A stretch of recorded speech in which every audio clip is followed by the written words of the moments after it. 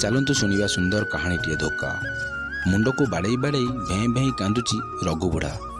ସତରେ କେତେ ମୁଁ ହୀନ କପାଳ। ପିଲାଟି ବେଳୁ ଧୋକା ଖାଇ ଖାଇ ବଡ଼ ହେଇଛି। ବାପା ମା ମୋତେ ଧୋକା ଦେଇ ଆରପାରିକୁ ଚାଲିଗଲେ। ମୋ ସାନ ଭଉଣୀକୁ ଔଷଧ ଦେଇପାରିଲିନି, ସେ ରୋଗରେ ପଡ଼ି ପଡ଼ି ଆରପାରିକୁ ଚାଲିଗଲା। ମୋ ସାଙ୍ଗସାଥି କିଏ ବି ସାହାଯ୍ୟ କଲେନି। ବଡ଼ ଲୋକମାନେ କ'ଣ କେବେ ଦୁଃଖୀଙ୍କର ଦୁଃଖ ବୁଝନ୍ତି?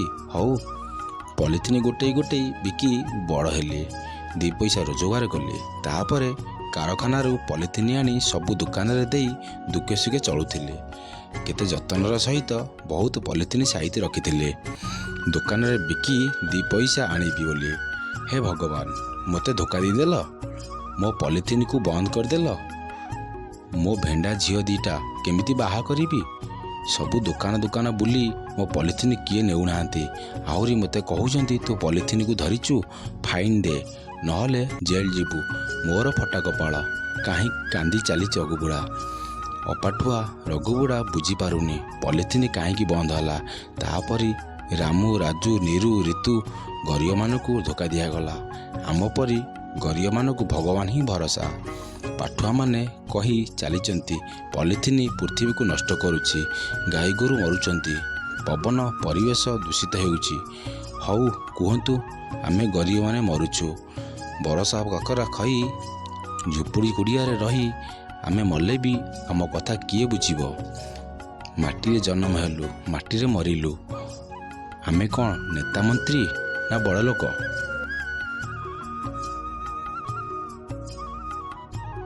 ଆମର ଗୋଟେ ଓଳି ଖାଇଲେ ଆର ଓଳି ଉପାସ। ନା 2 ଅକ୍ଷର ପଢ଼ିଲୁ ନା ପିଲାଙ୍କୁ ପଢ଼ାଇଲୁ। ପିଲାବେଳୁ ପଲିଥିନ୍ ବିକି ବିକି ଘର ଚଳାଇବା ଆମ ବାପା ଦାଦା ଅଜାଠୁ ଶିଖିଛୁ। ଆମେ ମଳିମୁଣ୍ଡିଆ, ବୁଝିପାରୁନୁ ସରକାରଙ୍କ ନିୟମ। ସରକାର କହୁଛନ୍ତି ପଲିଥିନ୍ ଆଉ ଚଳିବ ନାହିଁ।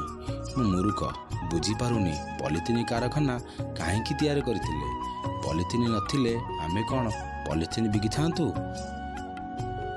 ବାପ ଅଜା ଅମଳରୁ ସରକାର ଜାଣିନଥିଲା ପଲିଥିନ୍ ଖରାପ ବୋଲି। ଆମେ ସିନା ପାଠ ପଢ଼ିନୁ, ସରକାର ପାଠ ପଢ଼ିନାହାନ୍ତି। ହଉ, ଆମ ଘର କେମିତି ଚଳିବ? ଝିଅ ବାହାଘର କେମିତି କରିବି? ମୋ ପଲିଥିନ୍ ସବୁ କିଏ ନେବ? ଆମ ଗରିବ କଥା କିଏ ବୁଝିବ? ବହୁତ ଧୋକା ଖାଇଲୁ, ପିଲାମାନଙ୍କୁ ଧୋକା ଦେଲୁ, ଦୈବକୁ ଖାଲି ନିନ୍ଦିଲୁ। ମୁଁ ଶୁଣିଛି ଆମ ସରକାର ଭଲ ସରକାର, ଗରିବ କଥା ବୁଝୁଛନ୍ତି, ଆମକୁ ସାହାଯ୍ୟ କରିବେ, ଧୋକା ଦେବେନି, ଆମ ପିଲାମାନଙ୍କୁ ପାଠ ପଢ଼ାଇବେ। ପାଠ ପଢ଼ିଲେ ଆମ ପିଲାମାନେ ଶିକ୍ଷିତ ହେବେ, ଚାକିରି କରିବେ। ଶିକ୍ଷିତ ସମାଜ ହିଁ ସୁସ୍ଥ ଓ ସଭ୍ୟ ସମାଜ। ଆମ ପରିବେଶ, ଗାଁ, ମାଟି, ପାଣିର ସଫା। ଆମେ ପଲିଥିନ୍ ବନ୍ଦ କରିବୁ। ଆମେ ମୂର୍ଖ ଲୋକ, ନିଜେ ଧୋକା ଖାଇଲେ ବି କାହାକୁ ଧୋକା ଦେବୁନି। ଆମ ଗାଁ ପରା ଆମ ଭଗବାନ। ଭଗବାନଙ୍କୁ କିଏ କ'ଣ ଧୋକା ଦିଏ? ଆମକୁ ଧୋକା ଦେବା ଆଗରୁ ଆମ ଗରିବଙ୍କ ପାଇଁ କିଛି କରିଥାନ୍ତ। ଥରୁଟିଏ ଭାବିଲନି ଧୋକା ଯେ କେତେ କଷ୍ଟ? ଧୋକା ଖାଇଥିବା ଲୋକ ହିଁ ଅନୁଭବ କରିପାରିବ। କାହାକୁ ଧୋକା ଦିଅନି। ରଘୁବୁଢ଼ାର ଅନୁରୋଧ। ଧନ୍ୟବାଦ। ମୋ ଭିଡ଼ିଓଟି ଆପଣଙ୍କୁ ଭଲ ଲାଗିଥିଲେ ଗୋଟେ ଲାଇକ୍, ସେୟାର ଆଉ ସବସ୍କ୍ରାଇବ୍ କରିବେ। ନମସ୍କାର।